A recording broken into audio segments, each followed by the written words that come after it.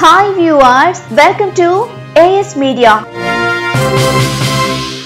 దేశంతో పాటు తెలుగు రాష్ట్రాలు కూడా ఎంతో ఆసక్తిగా ఎదురు చూస్తున్న సమయం వచ్చేసింది. ఎగ్జిట్ పోల్స్ రిలీజ్ అయ్యాయి.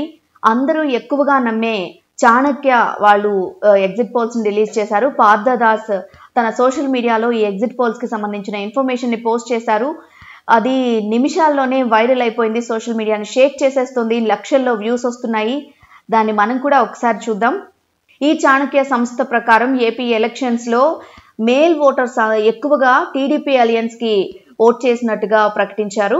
ఫీమేల్ ఓటర్స్ వైసీపీకి అనుకూలంగా ఓటు వేసినట్లుగా తెలుస్తోంది.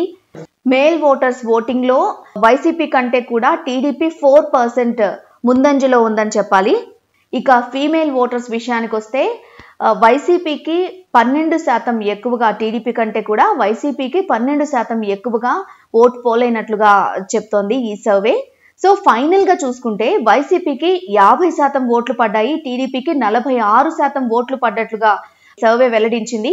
కాంగ్రెస్ అలయన్స్ కి 2.5%, అదర్స్ కి 1.5% ఓట్ షేర్ ఉన్నట్లుగా ఈ చాణక్య సంస్థ వెల్లడించింది. ఇక దీని ప్రకారం సీట్ షేర్ చూసుకుంటే వైఎస్ఆర్సీపీకి 110 నుంచి 120 స్థానాలు రాబోతున్నట్లుగా ఈ ఎగ్జిట్ పోల్స్ వెల్లడించింది.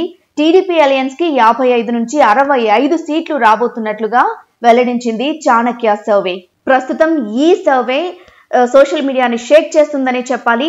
సో ఫైనల్ గా ఈ చాణక్య సంస్థ వెల్లడించిన ఎగ్జిట్ పోల్స్ ప్రకారం 110 నుంచి 120 సీట్లతో వైఎస్ జగన్ సీఎం అవ్వబోతున్నట్లుగా తెలుస్తోంది.